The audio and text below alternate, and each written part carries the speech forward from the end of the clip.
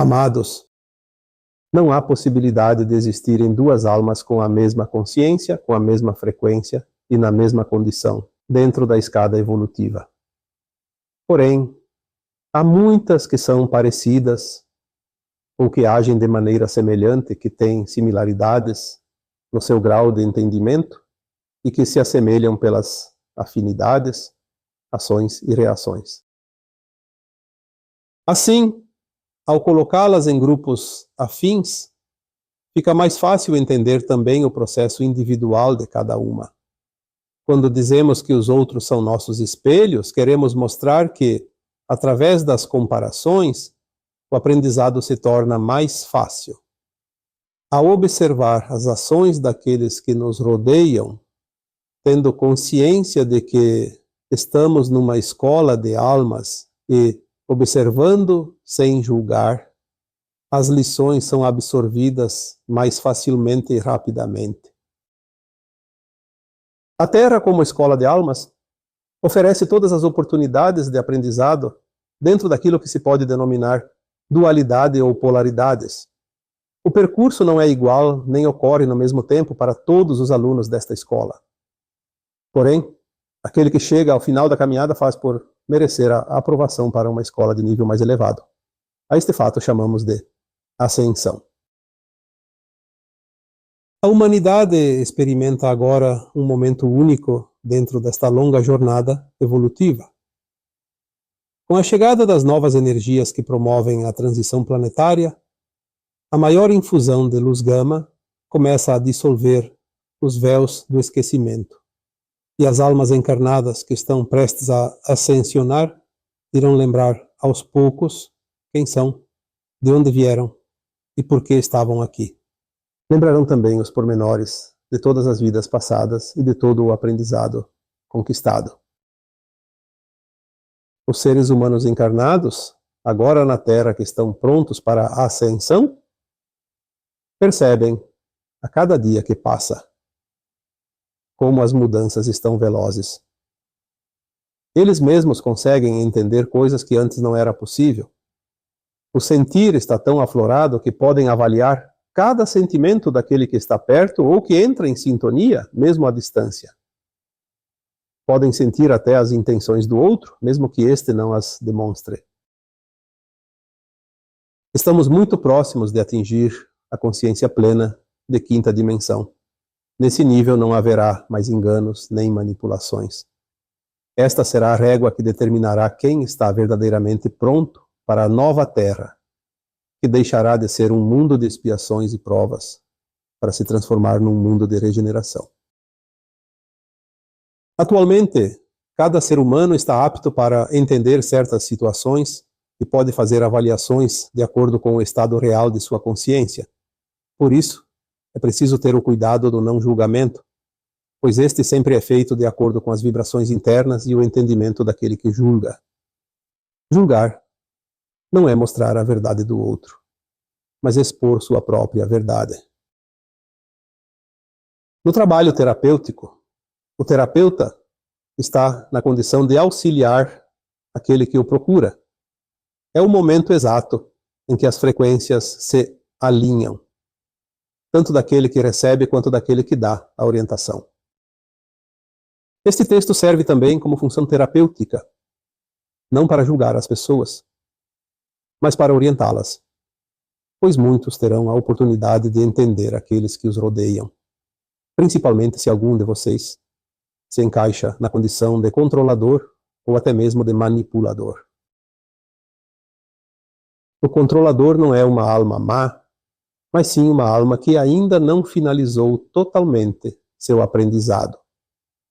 Por isso entende que os outros devem ser exatamente como ele.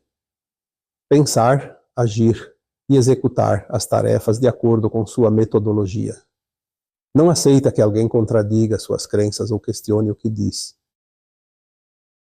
O controlador tem em seu inconsciente um desejo forte de comandar todas as ações que envolvam algo ou alguém próximo ou de seu conhecimento. Não importa se o outro faz melhor, importa somente que faça da maneira que ele faria. O controlador também possui algumas arestas ainda a aparar, entre elas a inveja, o orgulho, a vaidade, a intolerância e a raiva. Há também muita dor dentro de suas memórias de vidas passadas. O medo de reviver essa dor faz com que ele exija estar sempre no controle. Inconscientemente acredita que controlando tudo, evitará as dores do passado. O controlador geralmente possui uma alma caridosa. As dores das vidas passadas já poliram tanto sua alma que agora ele apenas teme reviver as mesmas situações. Esta é a razão de sua necessidade permanente de validação. Por isso cobra tanto dos outros, mas no fundo está apenas desejoso de elogios. O controlador tem sede desses elogios, pois são sua forma de comprovar que está sempre certo. Em contrapartida, uma crítica pode levá-lo à loucura. Isso ocorre porque ainda se culpa pelos erros do passado que lhe causaram tanta dor. Cada crítica reaviva em seu subconsciente as lembranças das duras situações vividas no pretérito.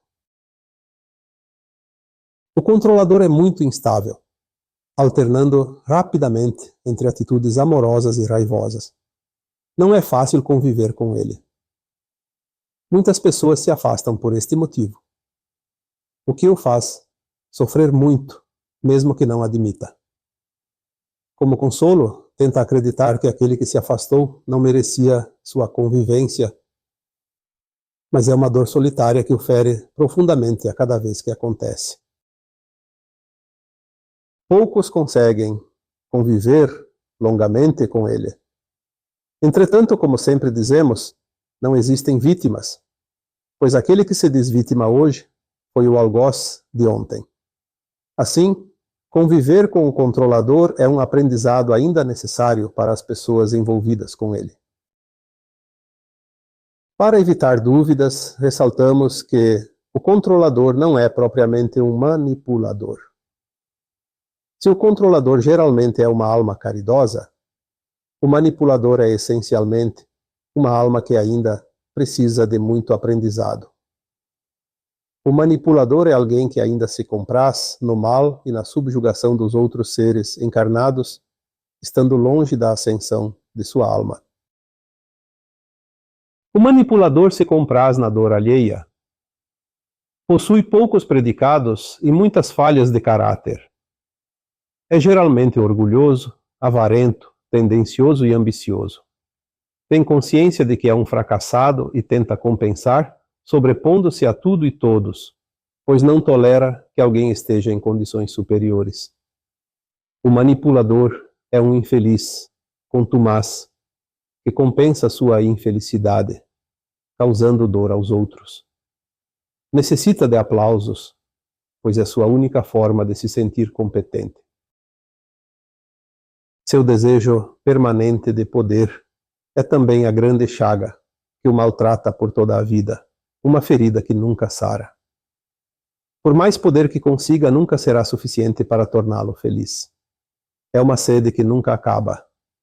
No fundo, considera-se o mais infeliz entre os humanos. Eu sou Vital Froze e minha missão é o esclarecimento. Namastê.